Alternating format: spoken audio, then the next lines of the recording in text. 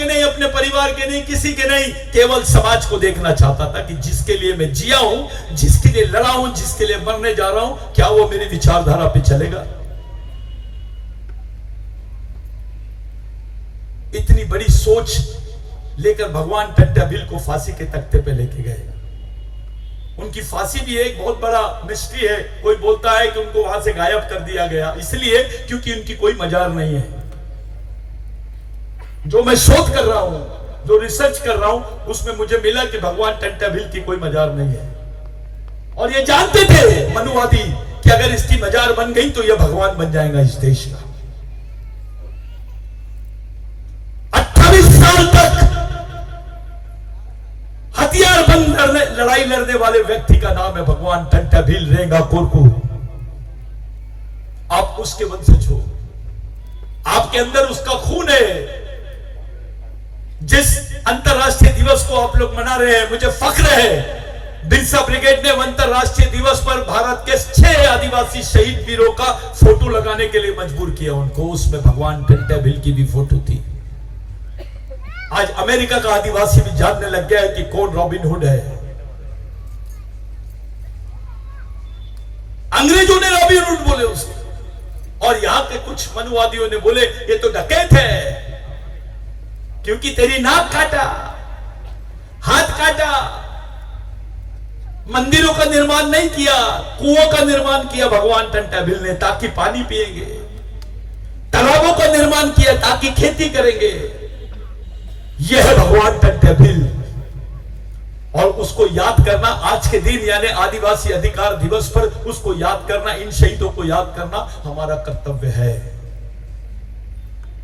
इस देश में आदिवासियों के हिस्से में कुछ भी चीज ऐसी नहीं आई थी।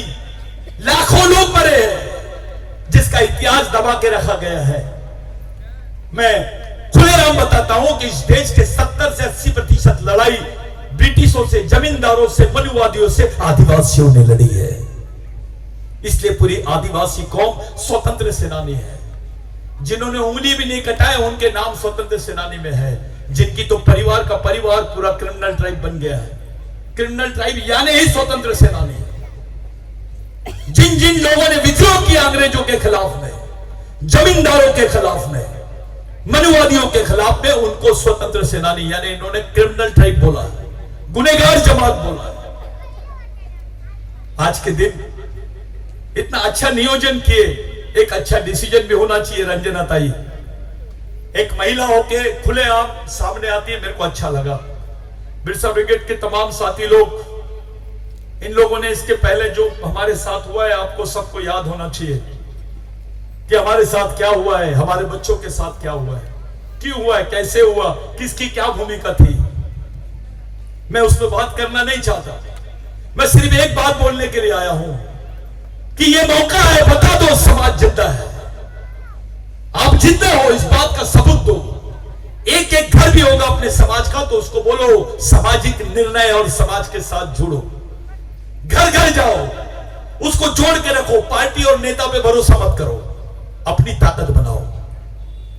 जिस समाज का समाजकारण नहीं होता उस समाज का कोई राजकारण नहीं होता। अपनी ताकत बढ़ाओ। 65% आदिवासी है। आदिवासी वन साइड हो जाएंगे तो भविष्य वही तय करेंगे इस क्षेत्र का, और क्षेत्र नहीं देश का भी भविष्य तय करने की ताकत आदिवासियों में है। बहुत गंभीर स्थिति है। अब आरक्षण बंद हो गया है। बोगस आदिवासियों के प्रश्न ने पश्चिम में गवर्नमेंट चुपचाप है, उल्टा उनको प्रोटेक्शन दिए और तुमको सड़क पे खड़ा कर दिए। सच है कि नहीं? चुपचाप क्यों है फिर? वो बच्चे पेशा का अधिकार मांग रहे, बेचारे 1 महीने से बैठे हैं। मुख्यमंत्री ने 15 तारीख दिया था, उसको आज 16 हो गई है, अभी तक मुख्यमंत्री का मुंह नहीं खुला, एक शब्द नहीं बोले, एक आश्वासन नहीं दिया। वो छोड़ो जी, आपके नेता भी चुप है। समझ में नहीं आ रहा है कि सरदार सही है या सरदार ही गद्दार है। आप लोग एक महत्वपूर्ण बैठक रखे। मैं बड़े जोश से आया, मैं बीमार था, मुझे चिकनगुनिया हो गई। मैं रंजना ताई को इसलिए रिस्पेक्ट करता हूं कि वो सब संगठन के लोगों के साथ मिलकर रहती है। लोग कुछ बोलते हैं, लेडीज के लिए ये बहुत बड़ा काम होता है। जो बच्चे जेल में गए, जिन लोगों ने इतना काम किए, मैं उनको सबको बोलता हूं, आपस में सब मिलजुल के रहो। अपनी कमजोरी का फायदा मत उठाने दो किसी को।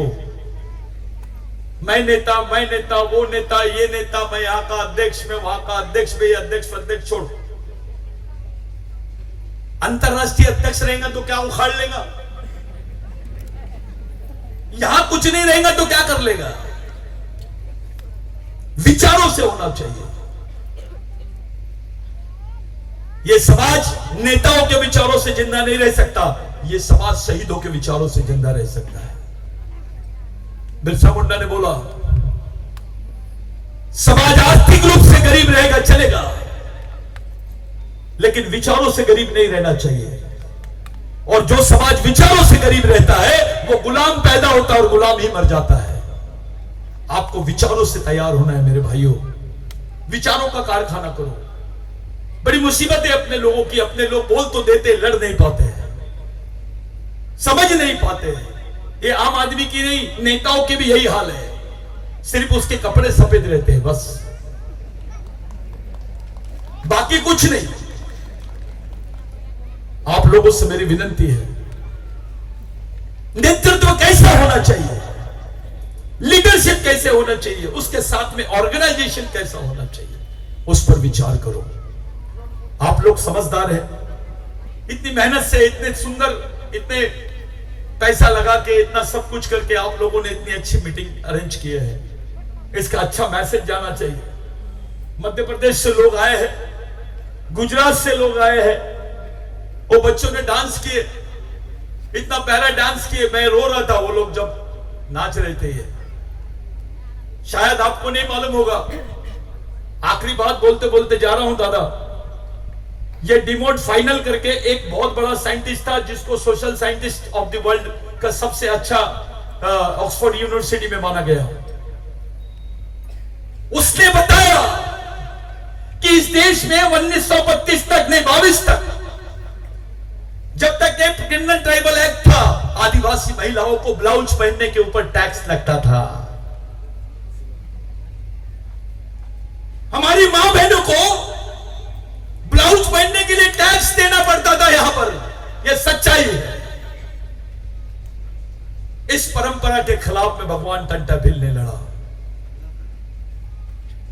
मैं बार बार भगवान टंटा भिल की बात क्यों कर रहा हूं? क्योंकि आप लोग अपने आप को भील वंश का बोलते हैं। सच्चाई है कि तुम्हारे वंश में, तुम्हारे खून में सच्चाई है क्या? कोई भगवान ने ऐसी लड़ाई लड़ा हमारे लिए? अरे हमारी मां बहनों को ब्लाउज पहनने के लिए गवर्नमेंट को टैक्स देना पड़ता था। हम हक अधिकारों की बात कर रहे हैं।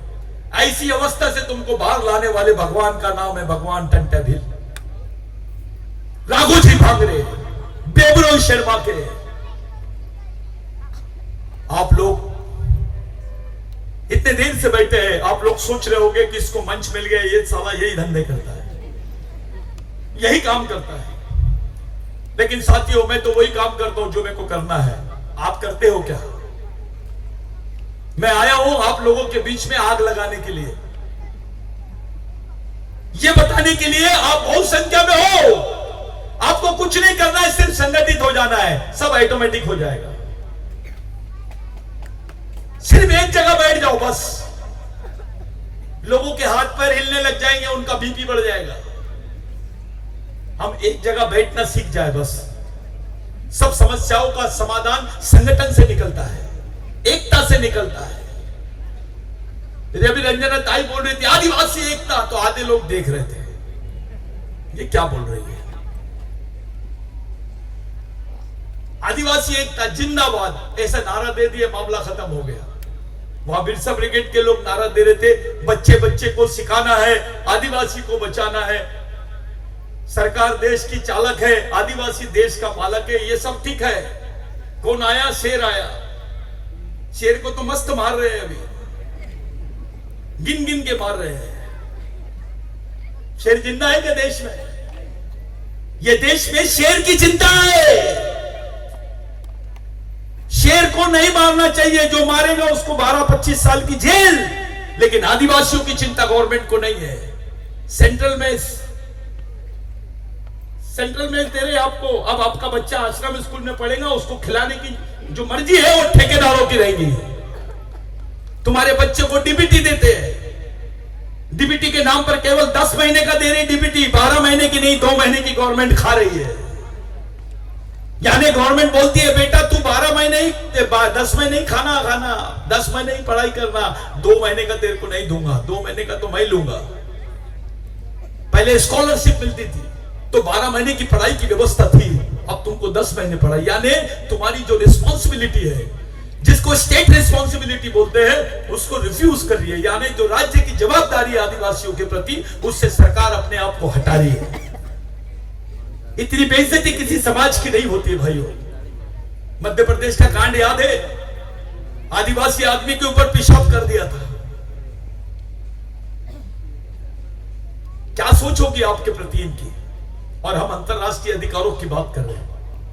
अबे पहले ये तो बोलो कि मैं इस देश का मूल मालिक हूं, मेरे को वो मान्यता मिलना चाहिए। तुम्हारी राष्ट्रपति है, क्यों नहीं बात कर रही है? इसके लिए एक आंदोलन की जरूरत है। किसी दिन फिर से हम मिलेंगे, लेकिन जाते जाते मेरी बात पे ध्यान रखना, एक जगह रहना, सब बैठकर सामाजिक निर्णय लेना।